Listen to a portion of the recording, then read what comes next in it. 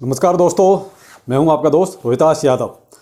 बात करेंगे आज बुल रन की। क्या बुल रन शुरू हो गया? क्या वीडियो इंपॉर्टेंट है, देखिएगा ज़रूर और लाइक सब्सक्राइब भी कर ही दीजिए। अगर अच्छा लगे तो, ना अच्छा लगे तो कोई बात नहीं, अनलाइक मार सकते हैं आप, वो आपके हाथ में है। लेकिन अच्छा लगे तो सब्सक्राइब जरूर कीजिएगा। तो बात करेंगे आज बुल रन की। लगता है कि बुल रन शायद शुरू हो गया, क्योंकि लोगों का यही कमेंट है और यही लोग पूछ भी रहे हैं कि सर यहाँ से अब क्या बुल रन की स्टार्टिंग हो चुकी है, क्या ये सब अब ठीक ठाक हो गया? तो भाई देखो, अगर मैं यहाँ ना कर दूं कि नहीं अभी बुल रन नहीं स्टार्ट हुआ है, तो राजेश मीना जैसे लोग हैं उनको शायद मिर्च लग जाएंगी। क्यों? क्योंकि वो मिर्च लेके बैठते हैं तो उनको मिर्च लग जाएंगी। और अगर मैं सच बोल दूं या झूठ बोल दूं तो शायद खुशी हो जाएगी कि हाँ ठीक है बुल रन शुरू हो गया। तो भाई मुझसे तो वो उम्मीद करो मत। मैं तो बहुत क्लियर बोलता हूँ, देखना वीडियो देखो, नहीं देखना मत देखो। सच यही है कि यहाँ से बुल रन की स्टार्टिंग नहीं है। ये एक छोटी सी रिलीफ रैली हो सकती है। अब मैं ऐसा क्यों कह रहा हूं, मैं इसके पीछे का कारण भी बताऊंगा। हवा भाई बात करने नहीं आया हूं, मैं इसका कारण भी बताऊंगा। तो यहां जिसको झूठ सुनना है वो वीडियो ना देखें, जिसको सच सुनना है वही रुकें यहां, कि बाद में भी कुछ बताऊंगा, लास्ट में जाके कुछ बीच में चीजें बताऊंगा, तो आप वीडियो में बने रहिए बस। तो अब हम बात करते हैं बुल रन की। तो देखिए, बुल रन यहां अभी ऐसी कोई इंडिकेशन नहीं है कि यहां से कोई बुल रन की स्टार्टिंग हो गई है। देखिए, झूठ बोलने को मैं भी बोल सकता हूँ, हाँ यहाँ सब कुछ ठीक हो गया है, बुल रन स्टार्ट हो गया है, अब सब दुख दर्द दूर हो गए। बिल्कुल नहीं साहब। अंधेरे में रखना सबसे बड़ी बेवकूफ़ी है। किसी को भी अंधेरे में मत रखो, जो है क्लियर कट बोलो। यहाँ कुछ गाला और इन सब में जो पंप आ रहा है, इस पंप की वजह मैंने बताई। क्योंकि आजकल हो क्या रहा है, केवल पंप पे डंप चल रहा है। क्या मार्केट में ऐसी भी कोई भी कंडीशन आप बताइए, क्या ऐसी कंडीशन है जिसकी लगे कि इसकी वजह से गाला पंप हो रहा है? गाला में केवल 2-3 अपडेट हुए, उन अपडेट की वजह से एक साथ ये पंप डंप चल रहा है। केवल अपडेट जो हुआ वो मैंने आपको एक वीडियो में बाकायदा स्पेशली पूरा वीडियो गाला पे बना के दिया। अभी 2 दिन पहले ही आप ये वाला वीडियो देख लीजिए, तो वहां आपको हकीकत मालूम पड़ जाएगी गाला में क्या अपडेट हुआ है। तो उसकी वजह से गाला का प्राइस बढ़ रहा है। तो गाला का इस मार्केट से बिल फिलहाल कोई लेना देना नहीं, कि जो मार्केट का जो हाल है उस हिसाब से गाला चल रहा है। नहीं, गाला मार्केट से भी हटके चल रहा है बिल्कुल। तो गाला की अभी मार्केट से कंपैरिजन करके चलें तो बिल्कुल बेनामी है, कोई फायदा नहीं है उसका। तो गाला में एक अपनी अलग से हिसाब चल रहा है और वो बहुत दिन का नहीं है, बहुत जल्दी आपको उसकी हकीकत भी मालूम पड़ जाएगी। जैसे मैंने कहा था बोंग का, कि बोंग बोंग बोंग बहुत जल्दी सब बुलिश हो गए, अब वो आ गया ना नीचे, वैसे ही गाला का भी होगा। देखते जाइए, थोड़ा सा रुकिए तो सही, क्योंकि मैं इतनी जल्दी बुलिश नहीं होता। हकीकत मुझे पता है ना, हकीकत क्या है। जो मार्केट को नहीं समझते वही बहुत जल्दी बुलिश होते हैं। चलिए अब आते हैं बुल रन पर। अब यहां हम ये देख रहे हैं कि बुल रन थोड़ा सा अभी हल्की सी ग्रीनरी आई है। बीटीसी 17,200 के आसपास समथिंग चल रहा है। क्या ये बुलिश ट्रेंड है? यहां से क्या बुलिश साइन है? बिल्कुल नहीं है। अगर किसी ने भी थोड़ा सा उठा के चार्ट कोई सा भी देख लीजिए बीटीसी का, करंट का, वहां आपको एक चीज नजर आएगी, वॉल्यूम। जो कैंडल आपकी, बेशक आपकी ग्रीन कैंडल ओपन हुई है वीकली की, ठीक है, लेकिन क्या वॉल्यूम आया? देखिए, सब कुछ उल्टा चल रहा है। अगर आप जरा सा भी चार्ट को देखना चाहते हैं, नहीं देखना जानते, तो मैं ये देख रहा हूं, मैं आपको एक स्क्रीनशॉट दे रहा हूं, आप ये वाला स्क्रीनशॉट देखिए। जो नीचे जो लाइनें हैं, green red green red green red, यहां पर आप देखिए, क्या आपको वॉल्यूम नजर आ रहा है? जब मार्केट में वॉल्यूम ही नहीं आ रहा तो मार्केट पंप कहां से होगा? यह क्या है? एक फेक ट्रैप है जो सीपीआई डाटा आने से पहले खेला जा रहा है। बहुत सिंपल सी चीज है, इसमें कोई रॉकेट साइंस नहीं है, लेकिन थोड़ा सा आप दिमाग को लगा के समझिए बस। जब तक एक चीज बताइए, जब तक ये 10 पेन मेरे हाथ में नहीं होंगे तब तक वजन क्या महसूस होगा? क्या 10 पेन का और 1 पेन का कंपेरिजन कर सकते हैं? नहीं कर सकते। उसी तरीके से बीटीसी का प्राइस बढ़ेगा तभी, वो कहते हैं कि नेचुरल एक अच्छा पंप तभी आएगा जब वॉल्यूम की ग्रीन कैंडल्स ऊंची ऊंची हो जाएं। अभी आप नीचे देखिए, ग्रीन कैंडल्स बहुत छोटी छोटी हैं। तो एक चीज बताइए, जब मार्केट में वॉल्यूम ही नहीं आ रहा, पैसा नहीं आ रहा, तो ये क्या है? ये क्या है? ट्रैप है। तो ये है हकीकत। लेकिन अगर आपको ये सोचना कि नहीं नहीं यहां से बुल ट्रेंड हो गया, तो भाई आप मान सकते हैं, मुझे उसमें कोई ऐतराज नहीं है। लेकिन हकीकत यही है कि पहले वॉल्यूम आना चाहिए। जब बीटीसी में वॉल्यूम ही नहीं आया तो पंप होगा कहां से? ये हाँ ठीक है, मैंने कहा ना कि सीपीआई डाटा 12 तारीख बहुत दूर नहीं है। सीपीआई डाटा आने के लिए 12 तारीख बहुत नजदीक है। इंडिया का भी सीपीआई डाटा और यूएस का भी 12 तारीख नजदीक है। तो उसके आगे ये सब हो सकता है, खेल चल रहा है कि साहब, वो तो हमेशा होता है, ट्रैप खेला जाता है। जो फंसने वाले नादान हैं वो फंस जाते हैं, खेल खेलने वाले अपना खेल जाते हैं। हाँ, यहाँ एक अच्छा प्रॉफिट ले सकते हो। यहाँ क्या है, सारा ट्रेडर्स का गेम है, इन्वेस्टर का यहाँ कुछ भी नहीं है। यहाँ जो भी खेल खेल रहा है सब ट्रेडर्स खेल रहे हैं। इन्वेस्टर तो बैठा हुआ है उसको तो वैसे भी यहाँ पर कोई लॉस प्रॉफिट हो नहीं रहा, लेकिन ट्रेडर्स यहाँ एक अच्छा खासा पैसा बना लेंगे और बना रहे हैं। ये ट्रेडर्स का ही सारा गेम चल रहा है। तो आप तो बुलिश ट्रेंड तब मान के चलिए जब वो ग्रीन कैंडल्स आपकी बड़ी बड़ी होने लगे। ग्रीन कैंडल छोटी रहेंगी तो आप ये मान लीजिए वॉल्यूम नहीं है, मार्केट ऊपर नहीं जाएगा, थोड़ा सा ऊपर जाएगा फिर नीचे आएगा। तो वही सब अभी चल रहा है।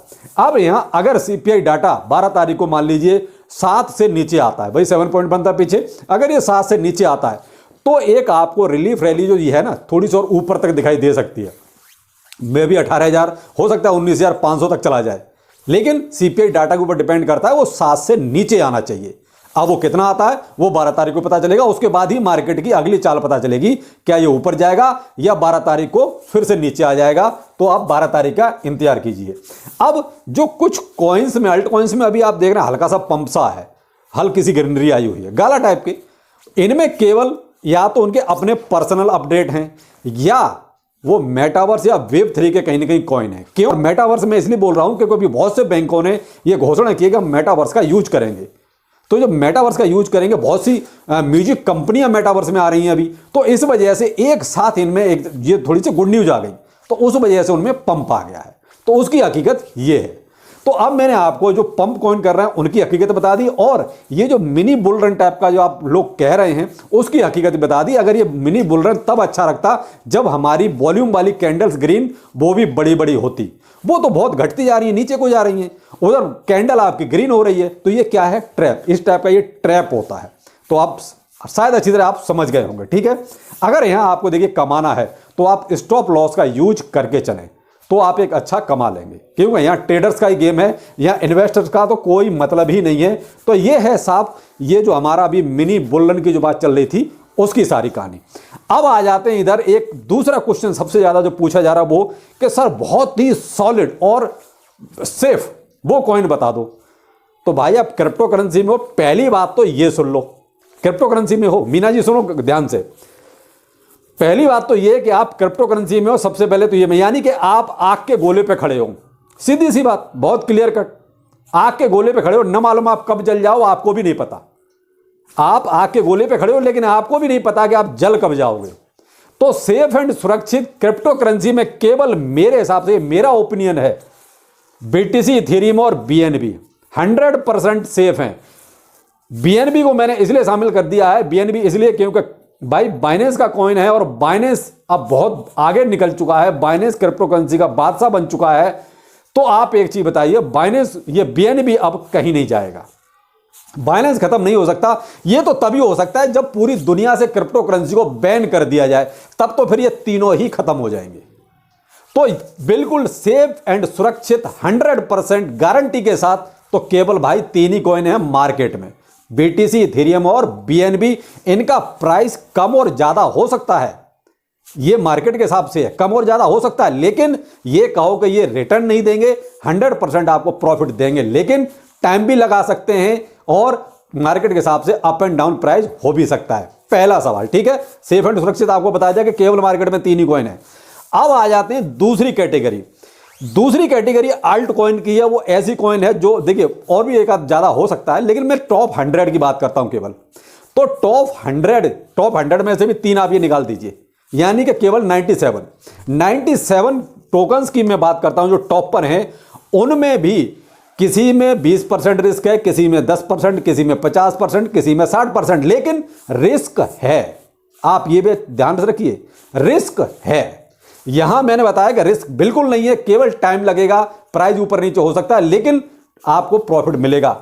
सेकंड जो कैटेगरी है वो मैं बता रहा हूं कि यहां पर रिस्क है। रिस्क डिपेंड करता है कि उसमें क्या क्या चीजें हैं जो उस पर असर डालेंगी। नंबर 1 उसका फंडामेंटल, कि उस कॉइन का फंडामेंटल कैसा है, मजबूत है या सिर्फ वही काम चला हुआ है। नंबर 2 डेवलपर कैसा है, क्या नियत खराब है, चोर है, लेके तो नहीं भाग जाएगा। नंबर 3 उस कॉइन में डेवलपमेंट कितना हो रहा है। एक ये होता है कि साहब आपने कॉइन बना दिया, ठीक है, पड़ा हुआ है, चलेगा चलेगा, नहीं चलेगा कोई बात नहीं, ठीक है। नंबर 4 मार्केट की कंडीशन कैसी है।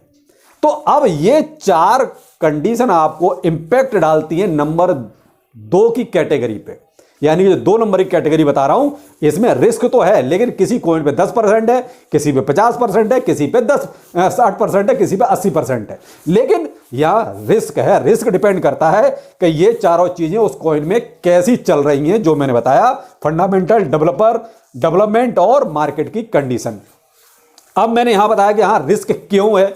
बहुत से महारथी पूछेंगे भाई रिस्क क्यों है। वन कॉइन याद है किसी को?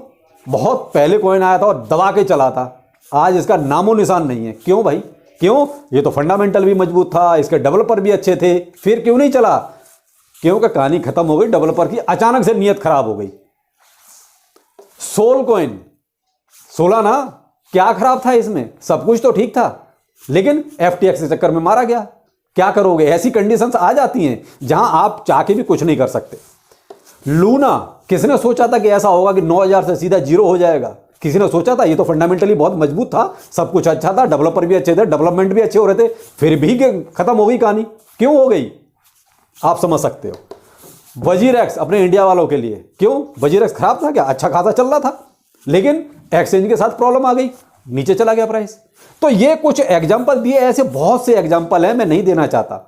तो ये कहते हैं ऐसे बहुत से एग्जांपल हैं, इसलिए कहता हूं कि ये जो अपनी सेकंड नंबर की कैटेगरी है इसमें भी रिस्क है, लेकिन उनका रिस्क डिपेंड करता है ये 4 कंडीशंस पर जो मैंने आपको बता दी कि उनमें कितना रिस्क है।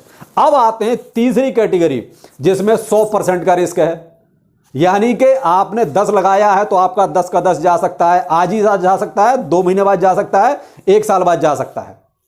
कोई गारंटी नहीं है कि कब चला जाए आपका, 100% चला जाएगा। बहुत से ऐसे कॉइन है, नाम नहीं लूंगा किसी का भी, बहुत से, आप समझदार हैं समझ लीजिए, जो नहीं समझेंगे वो तो किसी भी कीमत में नहीं समझेंगे।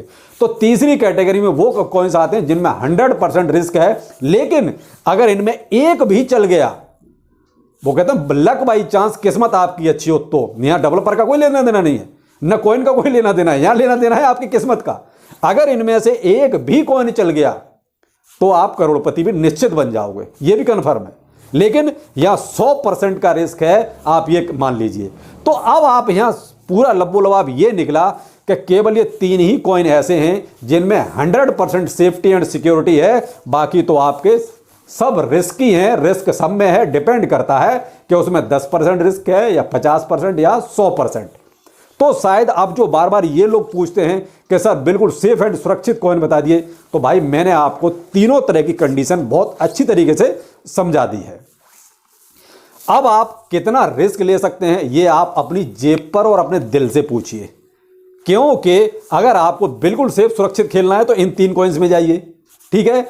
अगर आपको रिस्क लेके खेलना है, कितना रिस्क ले सकते हैं, तो आपको मैंने ये 2 कैटेगरी और बताई है, 2 नंबर और ये 3 नंबर वाली। तो वो डिपेंड करती है आपकी जेब और आपके दिल पर कि आप कितना झेल सकते हो। अब आ जाते हैं हम, चौथी चीज और भी है, कोई नहीं कहेगा लेकिन मैं कहता हूं दावे के साथ, 100% बेवकूफ बनाने वाले कौन? यूट्यूबर। 100% क्रिप्टो करेंसी में 100% बेवकूफ बनाते हैं।